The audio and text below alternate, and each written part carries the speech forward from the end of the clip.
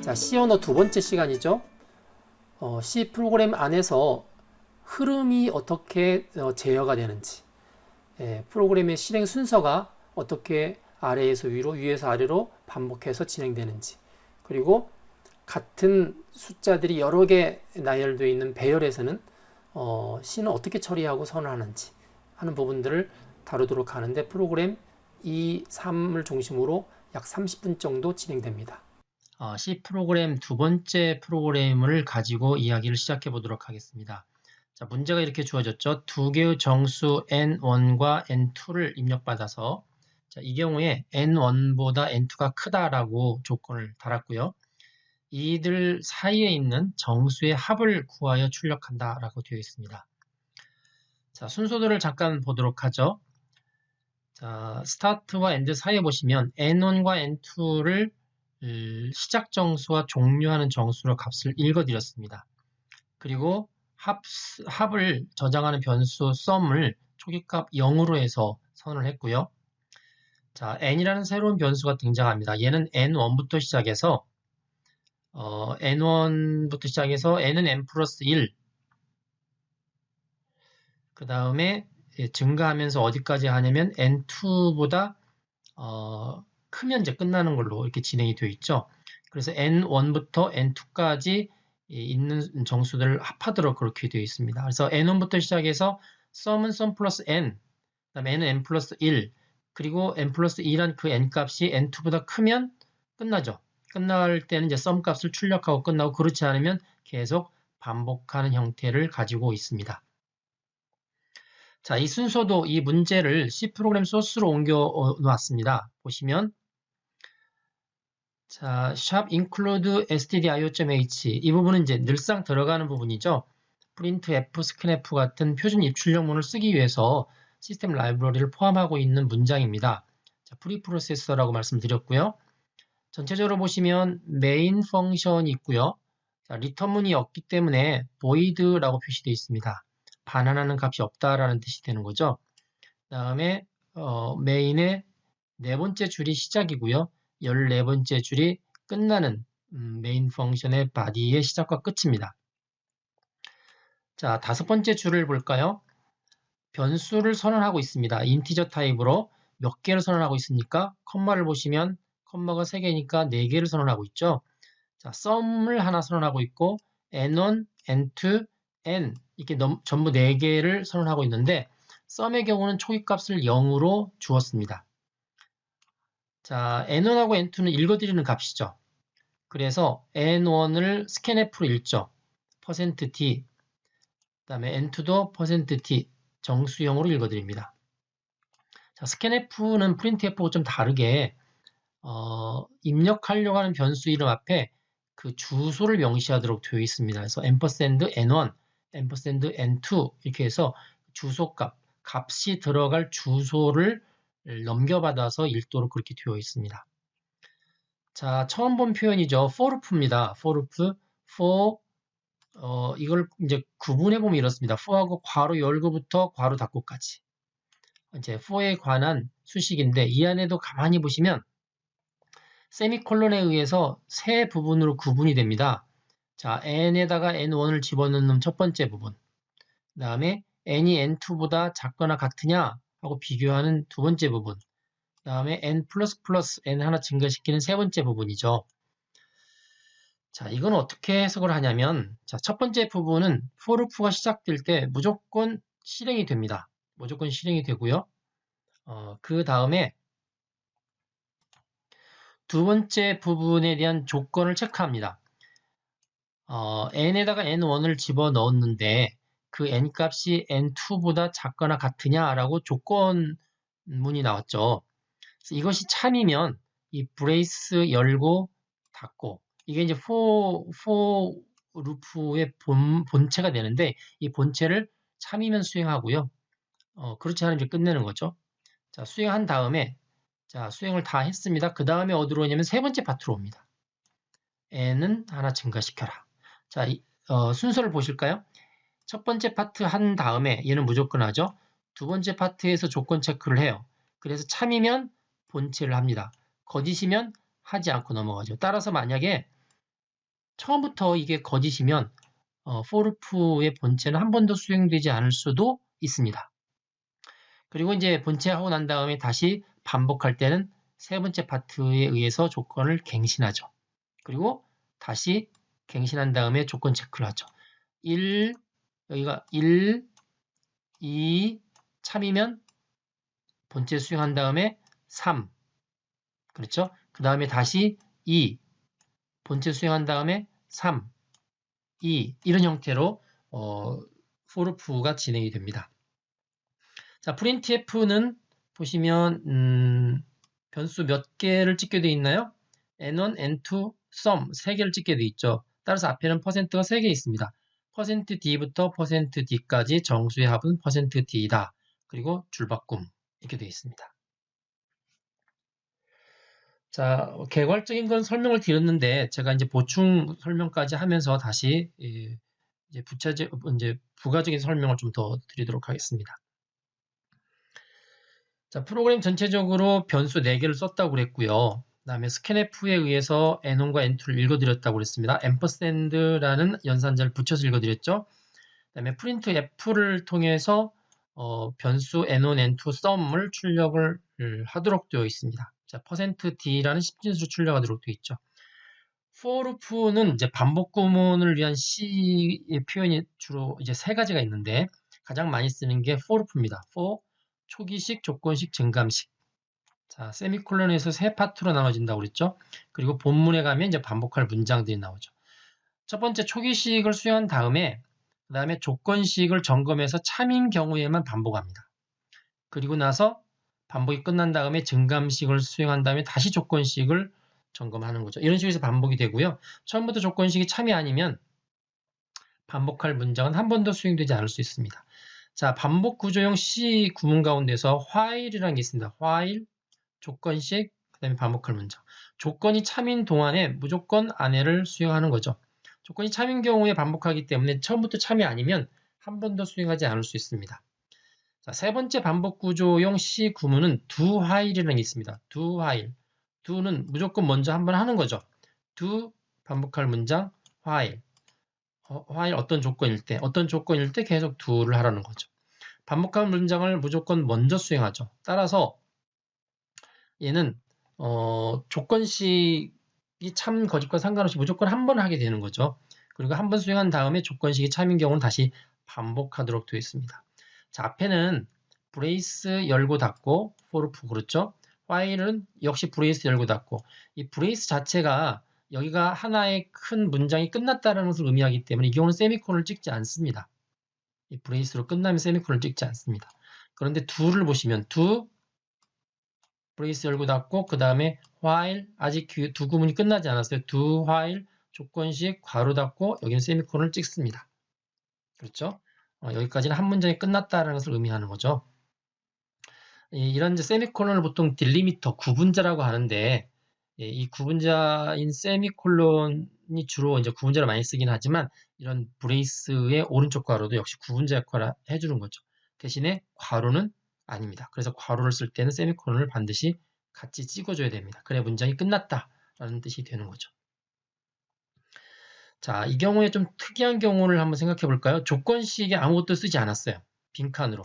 세미콜론 아무것도 쓰지 않았다고 세미콜론 생략하면 안 되고 세미콜론이 2개는 나와야 됩니다. 가운데 세미콜론, 그 세미콜론의 가운데 부분이 없는 거죠. 자, 이거는 무한반복입니다. 무한반복.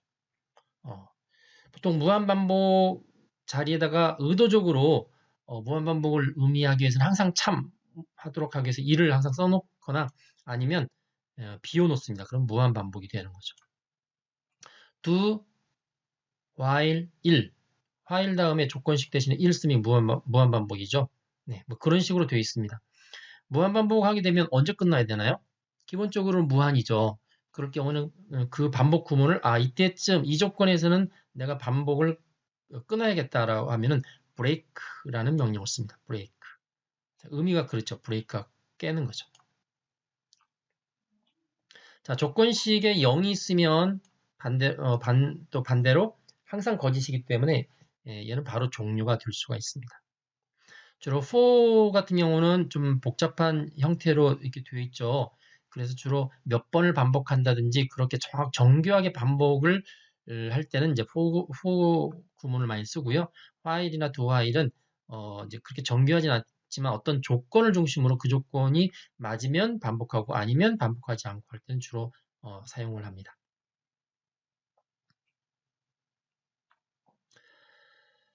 자, 앞에 구문에 보시면 for가 이렇게 되어 있었죠. for n은 n1부터 시작해서 n이 n2보다 작거나 같으면 밑에를 반복합니다. sum에다가 sum에다가 플러스 n을 하는 거죠. 그리고 나서 조건 갱신합니다. n은 n 플러스 1, 그러니까 n 플러스 이렇게 되어 있습니다. 자, 이 경우에 이 브레이스 열고 닫고 했던 이 for의 본문 안에 문장이 하나밖에 없습니다. 하나밖에 없으면 보통 이제 이런 경우는 단문이라고 해서 이 브레이스로 된 중문들은 여러 개 문장을 보통 모을 때 많이 쓰는데 하나밖에 없으니까 구태여 브레이스를 쓰지 않고 그냥 하나만 써도 됩니다. 이렇게. 자, 이 경우는 한 문장이니까 끝날 때 세미콜론으로 끝나야겠죠. 자, 이렇게 쓰기도 합니다. 자, 앞서 말씀을 드렸지만 for loop의 가운데 이 조건문 쪽이 비어 있으면 얘는 무한 루프입니다. 자, 그래서 앞에 있는 경우를 무한 루프를 써서 똑같이 표현해 보면 이렇죠. n은 n1부터 시작이 되죠. 그리고 얘는 무조건 수행이 되죠. sum은 sum 플러스 n 값을 하나 sum에다가 축적시켰고요. 만약에 방금 sum에 집어넣었던 n이 n2 마지막 끝나는 정수 n2이면 어떡하냐면 for loop를 브레이크하죠. 빠져나옵니다. 그렇지 않으면 어떻게 되나요? 여기로 올라갑니다. n 플러스로 가서 n 값이 증가해서 다시 조건 검사 안 하고 또 내려오죠. 자, 이런 식으로 해서 같은 기능을 하는 건데 표현을 무한 루프와 브레이크를 써서 표현을 해 보았습니다. 자, 이거를 while로 바꿔보면 어떻게 될까요? while로 바꿔보겠습니다. 똑같은 건데 while로 바꿉니다. n은 n1부터 시작하죠. while n이 n2 이하인 경우, 작거나 같은 경우 동안에는 밑에를 계속하고 그렇지 않으면 while 하지 않습니다. 뭘 계속하느냐면 sum은 sum 플러스 n 누적하죠. 그리고 n은 하나씩 증가가 됩니다. 그래서 조건 갱신하는 부분이 while의 끝부분에 붙어 있죠. 이렇게 보시면 될 것 같습니다. 자, 이거를 간단히 줄이면 여기 n이 있죠. 여기 n 플러스가 있죠. 같이 쓰면 됩니다. 이렇게 n 플러스. 자, 그렇게 되면 문장이 하나 되기 때문에 브레이스도 줄일 수 있습니다. 그래서 이렇게 딱 한 문장으로 끝나죠. sum은 sum 플러스 n 이란 뜻이죠. 자, n 플러스하고 플러스 n하고 다르다고 그랬어요. n을 볼 때는 하나씩 증가하는 건 똑같지만 옆에 있는 것들에 영향을 주는 건 다릅니다. 플러스 n은 그러면 n을 증가시킨 다음에 가져다 쓰는 거고요. n 플러스는 n을 가져다 쓴 다음에 증가시키는 거죠. 따라서 이 경우는 어떻게 되냐면 sum은 sum 플러스 n을 한 다음에 n을 하나 증가시켜라 라는 거죠. 자, 이번에는 do while로 바꾼 겁니다. 자, n은 n1부터 시작하죠. 그래서 무조건 do 해서 sum은 sum 플러스 n, 그 다음에 n 하나 증가시킵니다. n 플러스 증가시키고 do while이죠. while. 언제까지? n이 n2보다 작거나 같은 동안에 한다. 이렇게 되어 있습니다. 자, 이런 반복 구조 안에 또 반복 구조가 또 들어갈 수도 있어요. 그래서 이걸 중첩된 네스티드라고 하는데 중첩된 반복 구조라고 하고 주로 이제 2차원 배열이라든지 뒤에 알고리즘 보시면 뭐 배열 채우기 알고리즘 이런 경우에 많이 사용을 하고 있습니다. 이런 이제 반복 구조는 이제 자바에서도 동일하게 사용하기 때문에 여러분들이 자바를 배우실 때도 앞에서 언급했던 내용들을 그대로 인용하시면 될 것 같습니다. 자, 조건 분기에 대한 부분들이 나왔으니까 한번 보도록 하겠습니다. 자, 조건 분기는 자, if문 보시면 전형적인 경우죠. if 조건이 맞으면 문장을 수행하죠. 참이면 문장을 수행합니다. 거짓이면 수행하지 않습니다. 자, if else입니다. 조건에 맞으면 문장 1을 수행하고 else 맞지 않으면 문장 2를 수행합니다. 자, 이게 반복되어 있습니다. if else. 자, 조건식 1이 맞으면 문장 1을 수행하고 조건식 2가 맞으면 문장 2를 수행하고 조건식 1과 2 다 맞지 않으면 문장 3을 수행합니다. 좀 더 복잡한 것은 스위치문이라는 게 있습니다. 스위치하고 어떤 것을 조건을 따질 수식 앞에 써주죠. 그 수식의 값이 자, 케이스, 맨 마지막에 디폴트 이렇게 되어 있습니다. 자, 케이스 수식을 계산했더니 그게 값이 1 된다. 값 1인 상태가 됐다. 그러면 문장 2를 수행하는 거죠. 값 2가 되면 문장 2를 수행합니다. 값 n이 되면 자, 일반화시켰습니다. 값 n이 되면 문장 n을 수행합니다. 점점점점은 이제 그 안에 있는 상황들을 일관성 있게 유추하시면 된다는 거고요. 디폴트는 위에 있는 것들이 다 아니면 이 문장 x를 수행합니다. 자, 조심할 점이 뭐가 있냐면요. 예를 들어서 처음 수식을 계산했더니 값 1이 됐어요. 그럼 이제 문장 1을 수행하죠. 사실은 이제 문장 1만 수행하고 끝나는 게 아니라 문장 1부터 시작해서 문장 2, 이 밑에 있는 모든 문장을 다 수행합니다. 이 스위치문의 특징이 그래요. 케이스 안에 자기하고 맞는 상황이 발생을 하면 그 이후의 모든 문장을 다 수행하도록 되어 있는 게 바로 C에서의 스위치문입니다. 그러면 나는 값 1인데 문장 1만 수행하고 문장 2부터 그 밑에는 다 수행하지 않아야겠다. 그럼 어떻게 하냐면 브레이크를 쓰시면 됩니다. 문장 1 다음에 브레이크문을 집어넣어주면 그 순환에서 밑에를 하지 않고 브레이크 되죠. 자, 이렇게 되어 있습니다. 그래서 이 부분은 이제 C의 특징인데 조건 분기용 중에서 if문, if else문, 그 다음에 스위치문에 대해서 알아봤고요. 앞서 브레이크를 봤죠. 브레이크는 어떤 반복되는 구문 안에서 지금 현재 반복을 중단하고 바깥으로 빠져나오고 싶을 때 브레이크문을 쓰고요. continue는 뭐냐면 지금 반복 안에서 반복을 중단하는 게 아니라 현재의 시점에서 다시 그 다음 반복으로 이어져 가는 겁니다. 그래서 현재의 상태에서 그 반복이 계속 1, 2, 3, 4 반복되면 지금 현재 2인데 컨티뉴를 만나면 바로 그 밑에 뭐가 있든지 상관하지 않고 바로 3으로 올라가는 거죠. 계속한다라는 의미의 컨티뉴입니다. go to label은 뭐냐면 레이블, 이 라벨, 이게 우리 흔히 말하는 어떤 표시가 있는 곳으로 강제로 점프하는 겁니다. 이것만큼 강력한 점프가 없고요. 이런 그 흐름을 변경하는 문장, break, continue, go to label은 라벨은 자바에서도 동일하게 사용하고 있음을 아시면 될 것 같습니다. 자, 세 번째 프로그램의 사례를 가지고 설명을 하도록 하겠습니다. 문제를 보죠. 9999보다 크지 않은 5개의 정수가 배열 넘에 초기값으로 배정되어 있을 때 가장 작은 값을 찾아서 출력하는 C 프로그램이라고 되어 있죠. 자, 순서대를 보도록 하겠습니다. 순서대에 보시면 자, 처음에 num에 관한 5개 원소로 된 배열이 초기값을 70, 60, 50, 80, 90 이렇게 배정이 되어서 선언되어 있습니다. 자, n은 0부터 시작하죠. 이 0이라는 거는 이제 여기 5개의 배열 가운데서 첫 번째, C에서는 보통 첫 번째 배열 원소의 인덱스가 0이라고 그랬죠. 그래서 0부터 시작하는 걸로 되어 있습니다. 자, 미는 최소값을 보관하고 있는 변수인데 미는 9999를 잡았습니다. 왜냐면 문제에서 보시면 9999보다 크지 않은 그렇기 때문에 이 가장 작은 숫자를 일단 9999로 잡고 나머지 5개와 비교해서 현재의 민보다 더 작은 값이면 새로운 민 값으로 교체하는 작업을 하려고 그럽니다. 자, 그러다 보니까 비교를 하죠. 자, 넘버의 n번째 넘버하고 비교하죠. 자, n은 0부터 시작했죠. n번째 넘버하고 민하고 비교해서 민 현재의 최소값이라고 하는 민보다 얘가 더 적습니다. 더 작죠? 더 작으면 민은 새로운 값으로 치환되죠. 방금 더 작다고 했던 넘버 n으로 치환이 되고 만약에 작지 않으면 이 민 값을 바꿀 필요가 없죠. 치환할 필요가 없으니까 no 그래서 이렇게 내려옵니다. 자, 그리고 나서 그 다음번 num하고 비교하죠. 그 다음번 number하고 그래서 n은 n 플러스 1. 자, 이 n은 n 플러스 1이 바로 5보다 작은 동안에 그러니까 0, 1, 2, 3, 4까지만 진행하고요. 반복하고 만약에 5보다 작지 않은 경우, 같거나 큰 경우, 주로 이제 같으면서 끝나겠죠? 그 경우는 끝났습니다. 민 값을 출력하면 되는 거죠. 자, 이렇게 되어 있는 자, 순서도를 C 프로그램으로 바꾸어 보겠습니다. 자, 메인 펑션이 있고요. 리턴문이 없기 때문에 void 타입으로 반환값이 잡혀 있습니다. 메인 펑션의 본체는 어디부터 어딘가요? 네 번째 줄부터 시작해서 15번째 줄까지 되어 있습니다.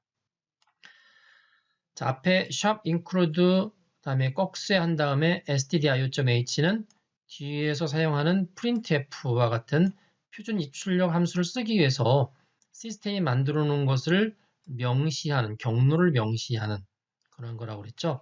그래서 stdio.h라는 파일을 include 해서 컴파일을 하라는 거죠. 자기가 작성하지 않고 가져다 쓰겠다는 거죠. 자, 앞부분에 5, 6, 7로 되어 있는 이 세 줄은 변수를 선언하는 겁니다. 자, num5, 자, 넘버 5개를 선언했는데 70, 60, 50, 80, 90 이렇게 되어 있습니다. 그러면은 num의 0이 70이 되죠. 1이 60. 마지막 4가 다섯 번째 원소가 첨자가 4죠. 넘버 4가 90. 이렇게 값이 초기 값이 할당이 됩니다. 일반적인 변수의 값 배정에 비해서 배열은 이렇게 순서를 맞추면 되는 거죠. 자, 미는 문제에서 9999보다 작은 수에 관해서 했기 때문에 현재로서는 가장 작은 수를 9999로 잡았습니다. 그리고 이 변수 min을 잡았고 그다음 변수 n을 잡았죠. 자, 밑에 보시면은 자, forF가 있습니다. forF에 보시면 forF를 구조를 한번 분석해 볼까요? for 이렇게 조건을 따져서 하는 반복 구문이 있고요. 여기 왼쪽 괄호, 오른쪽 괄호 짝이 이렇게 맞았죠. 그래서 인덴테이션 들여쓰기 할 때는 for하고 오른쪽 괄호하고 이렇게 같이 맞춰서 쓰고요. 그 안에 if문이 있어서 if문도 역시 왼쪽 괄호, 오른쪽 괄호 이렇게 맞춰서 쓰도록. 그래서 인덴테이션이 이렇게 같은 수준으로 들고 날 수 있도록 해주는 겁니다. 자, for를 보겠습니다. for n은 0부터 n은 넘버를 가지고 있는 배열에 관한 첨자죠. 첨자 변수죠. n은 0부터 시작해서 n이 5보다 작은 동안에 뭘 합니까? 밑을 합니다. 조건 비교하죠. if 현재의 민값이 지금 비교하려고는 넘버 n보다 크면 넘버 n이 현재 민값보다 작으면이란 뜻이죠. 그럼 이제 새로운 민값으로 지정합니다. min은 넘버 n. 자, 여기 보시면 문장이 하나죠. 문장이 하나이기 때문에 사실은 if 다음에 이 브레이스를 써서 중문, 복합문을 나타내는 표현을 쓰지 않아도 됩니다. 그냥 요거 브레이스 열고 닫고를 빼고 그냥 하셔도 상관이 없고요. 그렇게 되면 또 안에가 문장이 하나니까 바깥쪽에 for도 역시 하나의 문장으로 빼낼 수가 있습니다. 굉장히 간단한 형태가 되는 거죠. 그래서 0번부터 4번까지 돌면서 그게 현재의 민값보다 작은 경우 새로운 민값으로 그 값을 집어넣어라 하는 표현이 9번째 줄부터 13번째 줄까지 나와 있습니다. 자, 14번째 줄은 그 결과를 출력하는 거죠. 배열 num의 원소들 중에서 최소값은 %d입니다. %d는 바로 min을 갖다 찍으면 됩니다. 줄바꿈에 백슬러시 n이 들어가 있죠. 자, 이제 좀 구체적으로 좀 추가적인 설명을 하면서 설명을 드릴게요. 자, 앞에 배열은 1차원 배열인데 만약에 2차원 배열을 활용하게 되면 어떻게 될까? 자, 1차원 배열 같은 경우는 먼저 이 num 0에서부터 num 4, 4까지 5개의 원소를 가지고 있었고 그래서 인덱스는 0부터 4까지 반복이 됐죠. 2차원 배열 같은 경우는 초기값을 배정을 받을 때 이게 자바든 C든 공통적인데요. 행우선 원칙이라는 게 있습니다. low major라고 해서 어떤 배열에다가 초기값을 정할 때 행이 고정되어 있고 열이 바뀌면서 하는 것을 행우선이라고 하는데 행이 고정되어 있고 열이 바꾸면서 초기값을 집어넣은 다음에 다 집어넣으면 그 다음 또 행에 대해서 이렇게 진행하는 거죠. 그래서 배열의 초기값이 배정되는 순서를 하나의 그 직선으로 표현하면 이렇습니다. 자, M이라는 2차원 배열이 있는데 2차원 배열은 3행 4열로 된 배열입니다. 자, 보시면 M00 첫 번째 원소죠. 다음에 두 번째 이웃에 있는 값은 m01입니다. 자, 앞에 있는 행인 0이 고정도 있고 열인 0이 1로 바뀌었죠. 이게 바로 행우선입니다. 그다음 세 번째 원수는 m02입니다. 네 번째 원수는 m03이죠. 자, 이렇게 되면 m0에 관한 그 첫 번째 행에 관한 4개의 열 원소에 관한 값이 이렇게 배정되는 부분들이 이웃에서 나타나고요. 자, 그 다음 다섯 번째는 m1 고정되어 있고 그 다음에 열이 바뀝니다. 0, 1, 2, 3. 그 다음에 마지막은 m2 0, 1, 2, 3. 자, 이렇게 돼 있어서 이거를 이제 행우선 원칙에 따라서 이렇게 배정을 했다고 그러고요. 이걸 이제 보기 좋게 표현을 해서 예를 들면 이렇습니다. 지금 M3, 4 이렇게 돼 있죠. 3행의 사이로 되어 있는데 0, 1, 2 이건 이제 행의 인덱스고요. 0, 1, 2, 3 열의 인덱스죠. 자, 값이 5, 8, 2, 7, 40, 19, 36, 12, 11. 자, 그렇게 들어가도록 하려면 C 언어에서 배열 초기화를 어떻게 할까? 여러 가지 방법이 있습니다. 세 가지 방법을 먼저 소개하겠습니다. 가장 정확하게 하는 거죠. 자, 들어가는 값들 각각이 인티저죠. 그래서 int 그랬습니다. 자, 여기 선언하는 부분을 보면 m은 이 뒤에 보니까 꺾음 괄호로 해서 3, 4 이렇게 되어 있죠. 2차원 배열이다. 3행 4열에 12개 원소를 갖는 2차원 배열이고 12개의 원소 각각 하나하나는 인티저다라는 뜻이 되는 거죠. 초기값을 줄 때 자, 4개씩 3행이죠. 그래서 이렇게 브레이스 안에 또 브레이스를 묶습니다. 전체 브레이스와 브레이스 사이에 3527, 자, 아니 5827이죠. 5827 하나 이렇게 묶고요. 컴마. 그다음에 4019, 컴마. 36, 12, 11, 컴마. 이 브레이스 안에는 또 컴마로 구분되어 있죠. 이렇게 해서 3행 4열이 그대로 초기값 배정할 때 벌써 나타나는 형태도 가능하고요. 자, 이거를 브레이스 안에 브레이스를 쓰지 않고 한 줄로도 쓸 수 있습니다. 이렇게. 한 줄로 쓸 경우는 행 우선 원칙에 의해서 3 곱하기 4, 12개의 배열을 갖는 거죠. 그럼 이게 전부 12개입니다. 어떻게 배정되냐면 3, 5, 2, 7은 M0인 경우에 0, 1, 2, 3, 4의 인덱스가 바뀌면서 들어가고요. 4, 6, 1, 9는 M1이 고정된 상태에서 0, 1, 2, 3, 4. 그 다음에 3, 6, 12, 11은 역시 M2인 상태에서 0, 1, 2, 3. 0, 1, 2, 3이죠. 0, 1, 2, 3. 그래서 이렇게 위하고 똑같이 배정이 됩니다. 위에 거는 이제 사람이 이해하기 편하도록 되어 있는데 밑에 거는 이렇게 일렬로 나열돼도 C와 자바는 행 우선이기 때문에 위와 똑같이 배정된다고 할 수 있고요. 자, 밑에 보시면 3이라는 걸 명시하지 않았어요. 명시하지 않았지만 계산이 가능하죠. 왜냐면 이게 전체적으로 12개죠. 전체적으로 12개고 그 다음에 하나의 행마다 4개씩 열이 있기 때문에 12개 나누기 4 그러면 3행이 있다는 것을 알 수가 있습니다. 그래서 컴파일러가 자동으로 여기에 3이라고 쓰지 않아도 이렇게 묘사했는 거에 따라서 3, 4로 인식하게 되는 거고요. 만약에 여기에 16개가 있었다. 초기값이. 그러면 4, 4 이렇게 인식하는 거죠. 자, 이런 식으로 해서 이번 예제에서는 주로 배열의 초기값 배정, 특히 2차원 배열의 초기값 배정이 행우선으로 되었다 하는 사실을 같이 짚어보고 넘어갔습니다.